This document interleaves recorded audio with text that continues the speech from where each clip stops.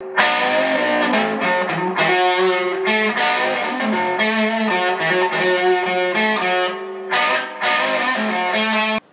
this is Hammer 357 Mag here. Today we're going to do a quick look of the Ontario RBS 7. Shazam! Yeah. This is a very large knife, or actually a large knife. The RBS 7 is 7 inches. Anyway, we're going to go over the specs. We're going to look at the fit and feel, primary and secondary composites use, price point, out of the box sharpness, any final thoughts again. Again, this is the RBS 7. The steel on this is a 1095 carbon steel, and the hardness is 53 to 55.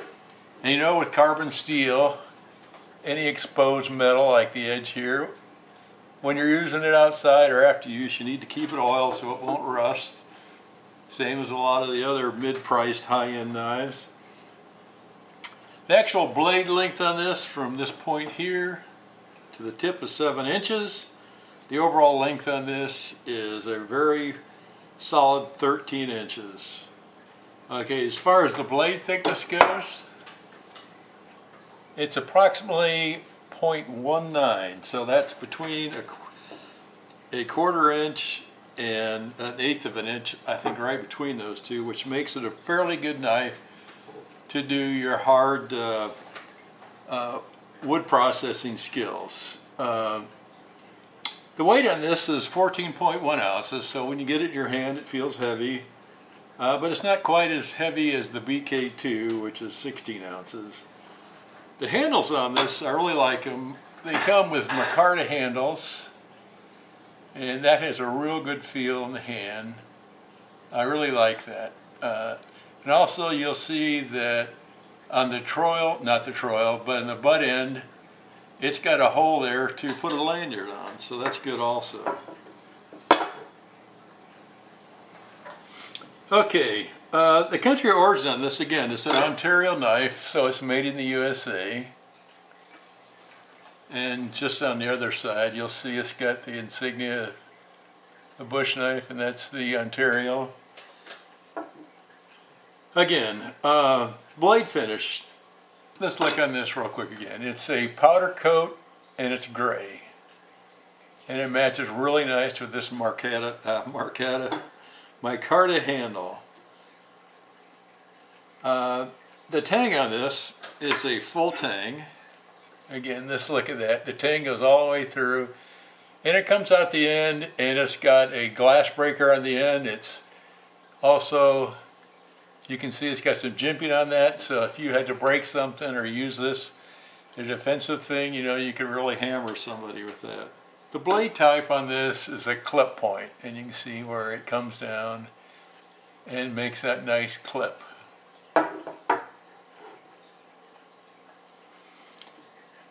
The grind on this is a full fat grind, so the grind goes from the blade all the way to this point, and it's flat all the way, so that's becomes being a very good blade to do chopping, processing wood, those kind of things, batoning, and it's a good one too.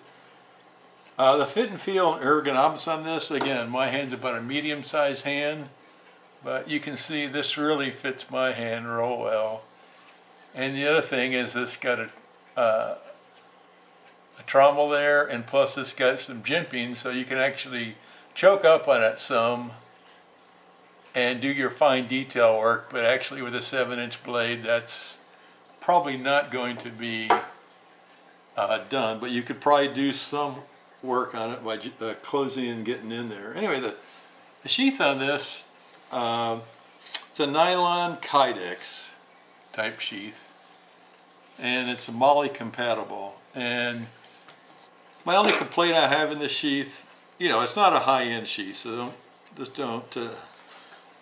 I won't say that, is that if you put the knife in it, you know, it just falls out.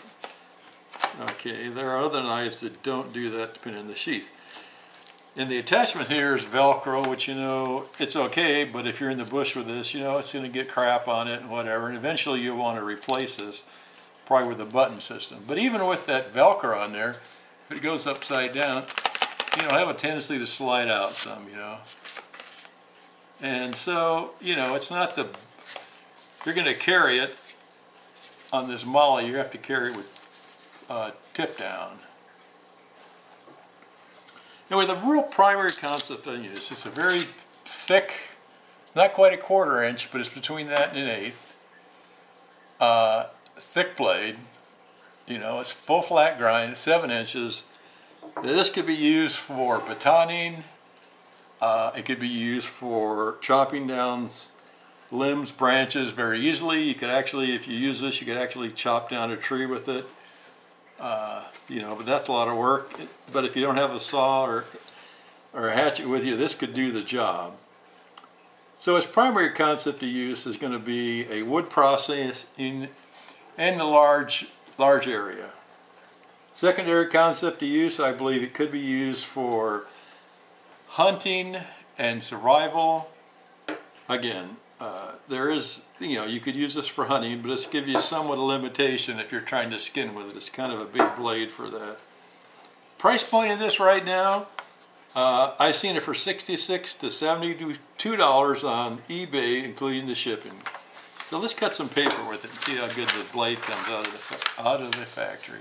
Again, it's a big blade, but it's coming through really nice. Now let's see if we can get a small, again, these are your blades, but holy, look at that. For a large size blade and the detail work you probably won't do with this, you're going to be more, you know, hanging and banging with it. It's really sharp out of the box, so I'm really impressed with that. Okay, my final thoughts on this knife. It's a high quality, mid-price fixed blade knife. There are a lot of them that go for a lot more than this, but you really get bang for the buck on this knife. It's well worth the investment. It's got really good seal out of it. It's a 1095 carbon. It's really sharp out of the box. Would I buy it again? Absolutely. It's a very nice knife. I like the grips on it. It's made from a U.S. company. Again, I'd like to thank you for your time. Have a great day. Remember, long live rock and roll and the American dream. Shazam! Thank you.